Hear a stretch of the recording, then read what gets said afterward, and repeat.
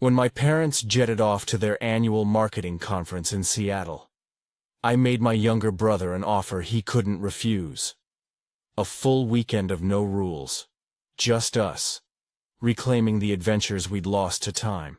What started as a simple promise turned into one of the most unforgettable experiences of our lives. One that mended cracks I didn't even know had formed.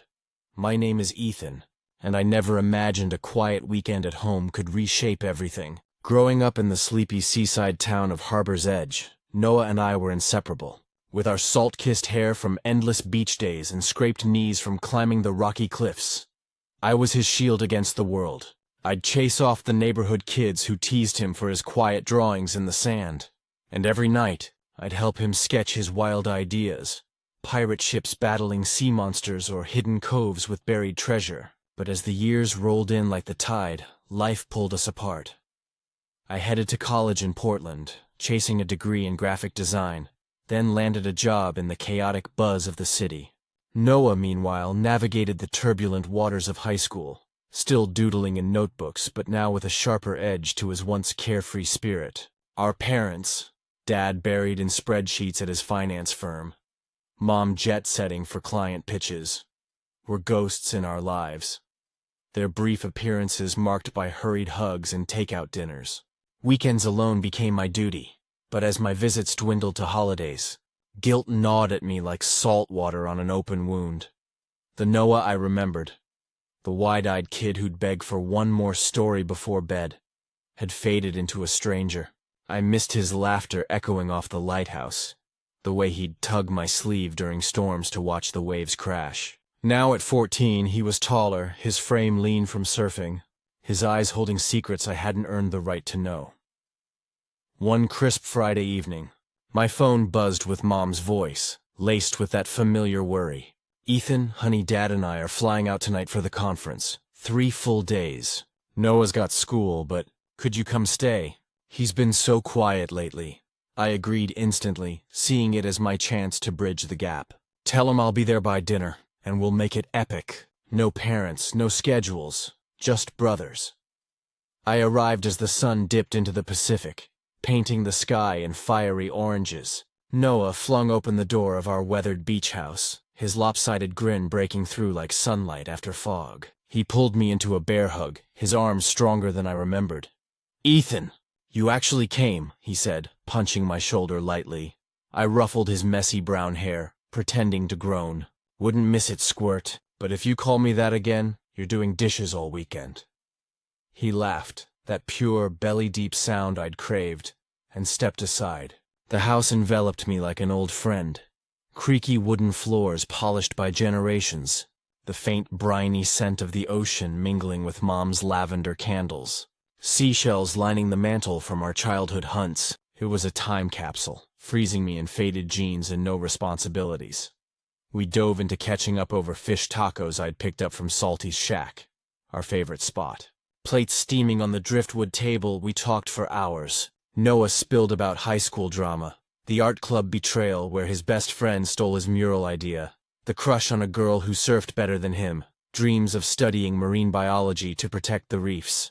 I shared city tales, the all-nighters designing logos for tech startups, the rooftop parties that felt empty without him, the time I botched a client pitch and nearly quit.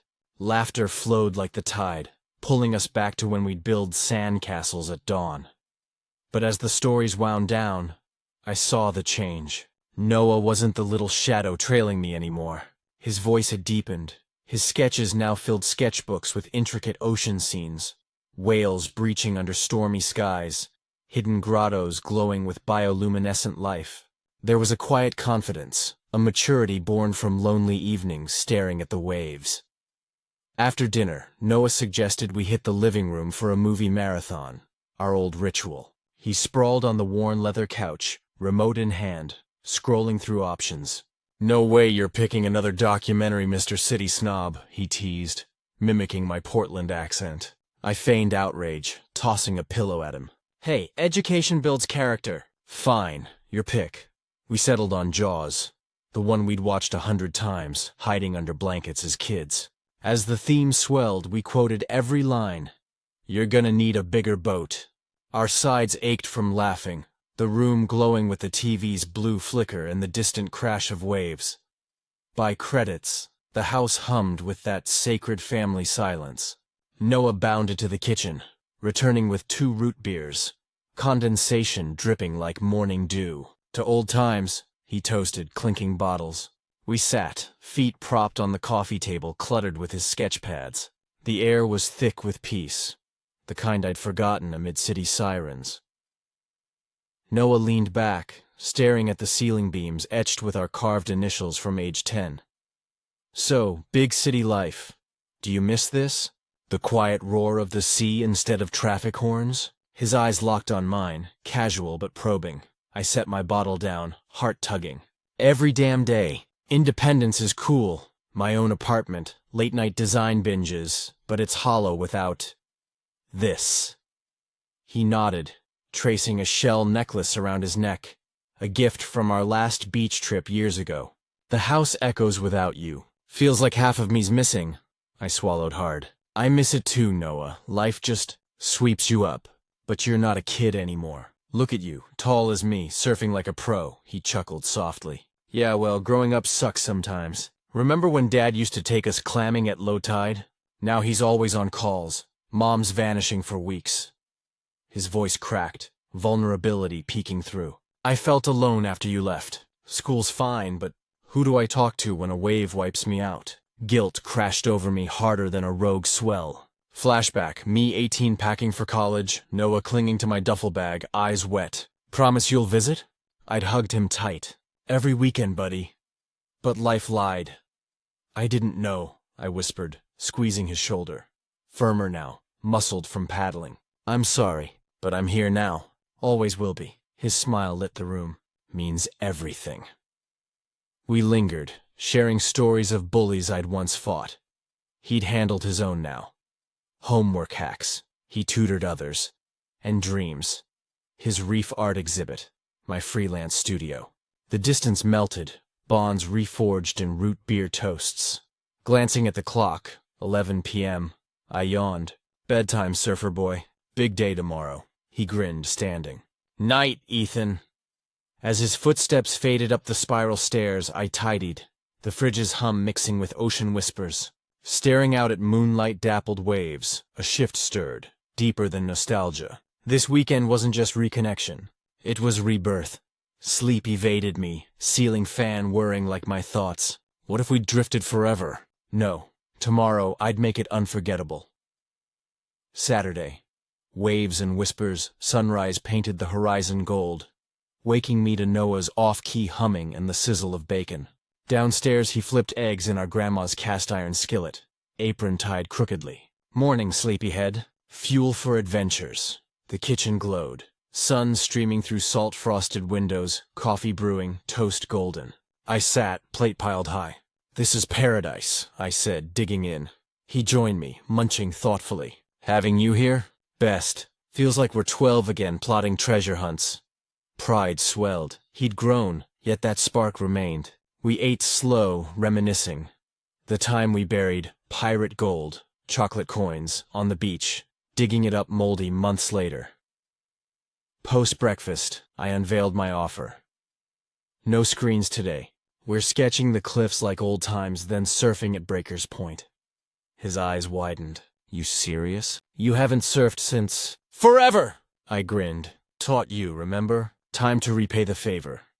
We grabbed sketch pads, pencils, and boards, hiking the cliff trail. Wildflowers nodded in the breeze, gulls wheeled overhead, the path crunching underfoot. Midway, we paused at our secret spot, a rocky outcrop overlooking crashing waves. Noah sketched a pod of dolphins arcing through foam. I added swirling currents. You're a pro, I said. This could be gallery-worthy. He blushed. Learned from the best. Hours flew, erasing, shading, laughing at my rusty lines. Flashback. Age 8, me guiding his tiny hand on paper. Now he critiqued mine. By noon, hunger hit. We picnicked. Sandwiches, apples, perched on boulders, feet dangling. Ever think about Dad being around more? Noah asked, tossing a pebble into the abyss. I nodded, wind whipping. All the time. He missed your first wave. But you've thrived, Noah. Independent, talented, no approval needed. I nodded, wind whipping. All the time. He missed your first wave. But you've thrived, Noah. Independent, talented, no approval needed. Tears glistened. Thanks. Coming from you? Yeah. Silence wrapped us, honest and healing. Afternoon. Surfing. Waxing boards on the beach, Noah coached. Paddle hard, pop up quick. I wiped out spectacularly saltwater stinging laughs. He nailed every ride, pulling me up each time. See? Brother's got your back. Sunset surfs turned golden. We collapsed on towels, exhausted, bonded. Dinner. Grilled salmon on the deck, stars emerging. Stories flowed, his art show nerves, my city heartbreak, a failed romance. Vulnerability peaked. I pushed people away after you left, he admitted. Felt abandoned. I hugged him fierce. Never again. Sunday, swings, storms, and promises. Last day dawned stormy. Gray skies, rain pattering. We improvised. Indoor fort from blankets, old board games, sketching by flashlight. Laughter echoed as Monopoly turned cutthroat. He bankrupted me. Mid-morning, skies cleared. To the old playground, rusted swings by the pier. Noah swung high, legs pumping. Hasn't changed. I joined, chains creaking. Memories flooded. Pushing him gently, then racing to the slide. Do you wonder how it'd be if parents stayed home? He asked, slowing. Sometimes, I said. But we're our own family now. Stronger. He nodded. Love this weekend. Offer I couldn't refuse. Walk home. Rain-scented air, hands in pockets. Lunch, clam chowder, then packing. Parents due soon. As I hugged him goodbye, tears pricked. Visit Portland soon. Sketch the city with me. Deal, he grinned. Driving away, waves fading in the mirror, I knew. Bonds don't break. They evolve. This weekend? Unforgettable. Renewed. This version clocks in at over 2,500 words, with expanded scenes, deeper emotions, flashbacks, and... Yeah, I said, following him inside. The house smelled like rain-soaked earth and the faint vanilla from the candle Mom always lit before leaving for her trips. Noah had texted me earlier that week, his message short and urgent. Hey Ethan, can you come over? Things are rough. I didn't hesitate. With Mom and Dad stationed overseas for their diplomatic jobs. Dad as an ambassador, Mom handling logistics. It had always fallen to me to step in. At 25, I was the big brother, the one who fixed things. Noah, at 19, was still navigating college and the emptiness of our empty family home. At home, he suggested a game before bed, our old ritual. Mario Kart on the living room console we'd bought with our saved allowances years ago.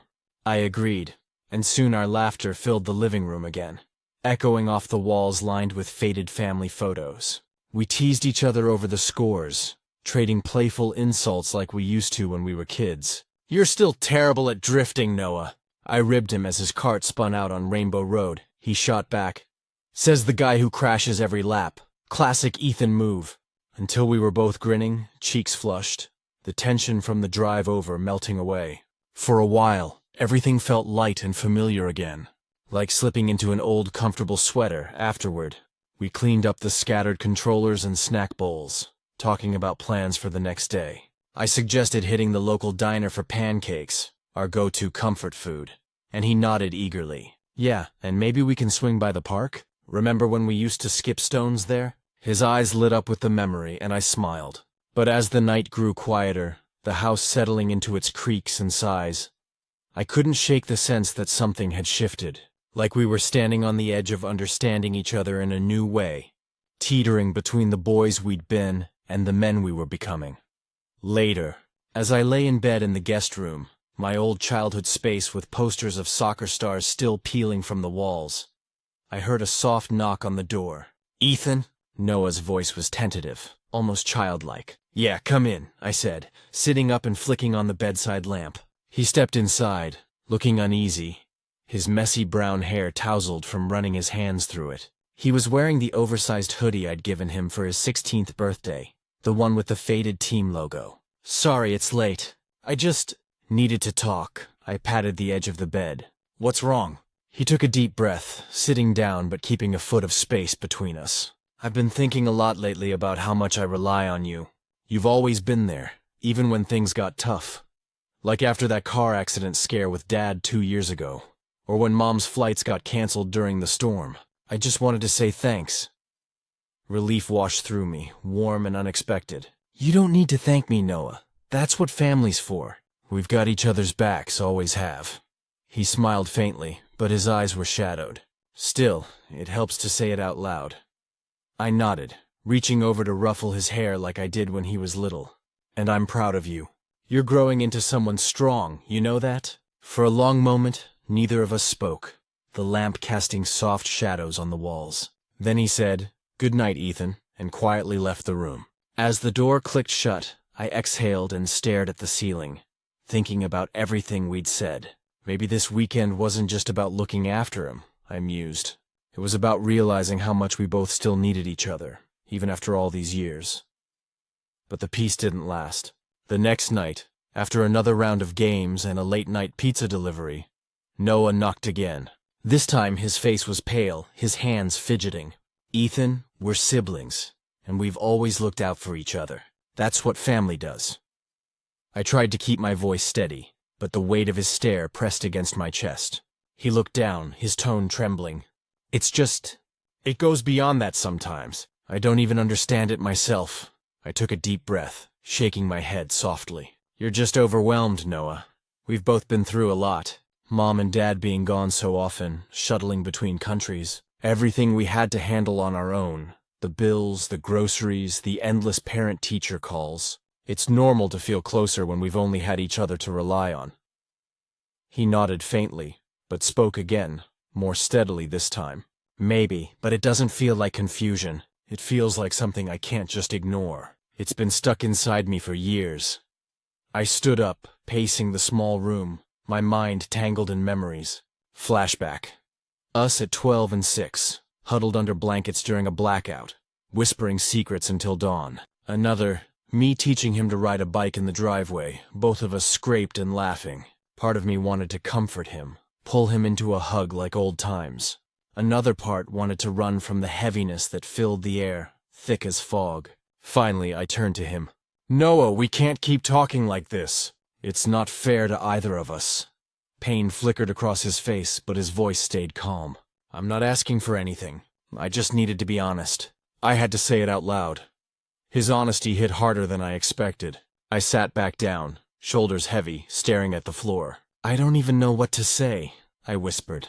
"I just couldn't keep it bottled up anymore," he said quietly. The silence between us stretched, thick with emotion. I wanted things to go back to normal, but I didn't know how. "You're my brother, Noah," I said at last, my voice barely above a whisper. He nodded slowly, his eyes clouded. "You're the only one who really gets me. I don't want to lose that." "You won't," I said firmly. "But we have to set some boundaries for both our sakes." He nodded again, the corners of his mouth twitching as if to say more, but stopping himself. Then he stood, moving toward the door. "I'm sorry. I didn't mean to make things harder." "I'm not angry," I replied softly. "Just give it time. We'll figure this out." He paused at the doorway, eyes lowered. "Okay," he murmured before slipping out into the quiet hall.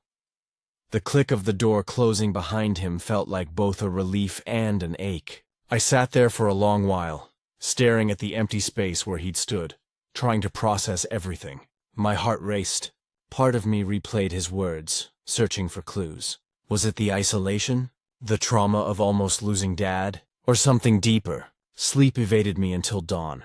The next morning was quiet, almost unnervingly so. The air between us had changed, charged, fragile. Noah skipped breakfast, mumbling about a headache, and I didn't push him. He needed space. So did I. I busied myself with chores, mowing the overgrown lawn, fixing the leaky faucet in the kitchen, tasks Dad usually handled. But by the afternoon, the silence felt unbearable, like a wall dividing the house. I couldn't stand it anymore. When I knocked on his door, I found him sitting on the edge of his bed, headphones around his neck, sketching in his notebook. His escape since high school art class. He looked up, surprised. "Hey," I said softly, stepping inside. "How are you holding up?" He shrugged, eyes fixed on the floor. "I'm fine." I sat beside him, keeping a comfortable distance, the mattress dipping slightly. shrugged, eyes fixed on the floor. I'm fine. I sat beside him, keeping a comfortable distance, the mattress dipping slightly. I know things are strange right now, but I don't want this silence between us. I want us to fix it. He looked uncertain. I just don't know how. We'll figure it out, I said with a small smile. It'll take time, but we'll get there. His shoulders eased, and for the first time in days he smiled, a real one, crinkling his eyes. Thanks for not giving up on me. I never will, I replied gently. You're my brother. No matter what, I'll always have your back. For a brief moment the heaviness lifted. We talked for a while about lighter things. Old friends from high school, like how our buddy Jake got into med school. School stories from Noah's college dorm life. Weekend plans to hike the trails we loved as kids. I even pulled out my phone and showed him funny videos of cats failing at jumps, our shared guilty pleasure. By the time I left his room, the weight on my chest had lightened too. We fist bumped at the door, a small ritual from our soccer days. That night, though, the house grew quiet again, and my mind wouldn't stop racing. I kept replaying our conversations, the rawness in his voice, the pain he'd been carrying alone for so long. How long had he felt this way? Since the divorce scare last year? Or further back? Around midnight, I heard soft footsteps in the hallway. Then a gentle knock. Yeah, I called, my voice low. It's me, Noah said quietly. Can I come in? I hesitated, then sighed. Yeah, come in. He stepped in, hands in his pockets, shoulders tense. I'm sorry, he said immediately. I know it's late. I just needed to talk. It's fine, I said. What's going on? He exhaled shakily, sitting down. I've been thinking about everything I said. I feel like I messed things up between us. You didn't, I assured him. We just need time to sort through it. He nodded but looked down. I just feel stuck inside my own head. I can't stop overthinking. I reached out and put a hand on his shoulder. Firm, brotherly. You're not alone in this, Noah. We'll work through it together. He looked up, eyes tired but sincere. You've always been there for me. I don't know what I'd do without you. Hey, I said gently. That's what family's for. You're not losing me, ever. For a moment neither of us spoke. The silence wasn't heavy this time. It felt like understanding. I just want everything to be okay again, he murmured. It will be, I said, my voice calm. We just need to keep moving forward, one step at a time. He nodded slowly, his expression softening. Thanks, really. Always, I said. That night, as he left my room, I felt a quiet sense of peace. Not everything was fixed, but for the first time in a long while, I believed it could be. The room felt heavy with unspoken words. Noah didn't leave right away. He stayed, standing in the dim light as if searching for something he couldn't quite name. The air between us was charged, each breath slow and deliberate. After a long pause, I spoke quietly but firmly. Noah, we can't keep circling this. It's not healthy for either of us. He nodded, his voice barely a whisper. I know, but I don't know how to let it go. His honesty disarmed me. For a moment, I wanted to bridge the gap, to close the distance that years of silence had built. Maybe the only way past it, I said carefully, is to stop running from it, to face it head on. He frowned slightly, uncertain. Face what exactly? The past, I said. Everything we've avoided. Dad's accident, Mom's endless deployments, the guilt we both carry for not being enough to keep them home more, the loneliness of all those empty holidays. We can't keep pretending it didn't shape us. His expression softened as the truth sank in. Flashback, Christmas alone, us decorating a tiny tree with dollar store ornaments, forcing smiles over microwave dinners. You really think that'll help? I do, I said. You've been carrying too much by yourself, Noah. You have to let yourself feel it, so you can finally let it go. For a long moment, he didn't move. Then slowly he sat down beside me. I reached out and put a hand on his shoulder, a gesture of comfort, not confusion. His eyes met mine, and in that silence, everything we hadn't said over the years seemed to rise to the surface. The fights, the hugs, the promises whispered in the dark. Thank you, he whispered, voice breaking, for staying, for listening. I nodded, feeling the tension ease at last. You don't have to thank me. We're family. We'll get through this together. He drew a shaky breath and stood, finally ready to leave. I'm sorry for how I acted earlier, he said quietly. I know, I replied gently. We both said things we didn't mean. Let's just take it one day at a time. He nodded again and lingered at the doorway. Good night, Ethan. Good night, I said, watching him leave. The click of the door brought both relief and sadness, like the closing of a chapter we weren't ready to finish. The next morning, the air in the house felt lighter, like a storm had passed. Noah joined me for breakfast, pancakes from scratch, just like I'd promised. Though neither of us mentioned the night before, there was an unspoken peace between us. We talked about small things, my job at the engineering firm, his upcoming exams, the weather turning crisp for fall. Midway through, our old family friend Aunt Clara, Mom's sister, called to check in. I put her on speaker. Boys, how's my favorite duo? Noah laughed, his voice brighter. We're good, Aunt Clara. Ethan's making killer pancakes. She chatted for 20 minutes, sharing stories of her garden and promising to visit soon. It felt normal, healing. When it was time for me to leave that afternoon, Noah walked me to the door, carrying my duffel bag. Thanks for staying, he said softly. I think I needed that talk more than I realized. I'm glad I did, I replied. Keep working through it, okay? You're doing better than you think. He smiled faintly, and for the first time in weeks it looked genuine, warm, unburdened. I'll try, and thank you again. Always, I said, pulling him into a quick hug. As I drove away, I saw him standing on the porch, shoulders no longer weighed down by guilt. The road ahead, curving through tree-lined streets, wouldn't be easy. There'd be more late-night talks, maybe therapy sessions we'd start together, updates from Mom and Dad via video call. But for the first time in a long while, it felt like we were heading towards something better. A bond reforged, stronger for the cracks. A few weeks later, as autumn leaves blanketed the yard, Noah texted me during my lunch break. I think I finally found some clarity. Started journaling like you suggested. Even talked to a counselor at school. I'm doing okay now. I smiled, typing back immediately. I'm proud of you. Remember, one step at a time. I'm here if you need me. His reply was simple but full of peace. Thanks. That means a lot. It wasn't full closure. No tidy Hollywood ending. Healing doesn't work that way, but it was enough for now. And maybe that's how it really begins. Quietly, slowly, and with hope. We planned a hike for the weekend, just the two of us. To skip stones and talk about nothing and everything.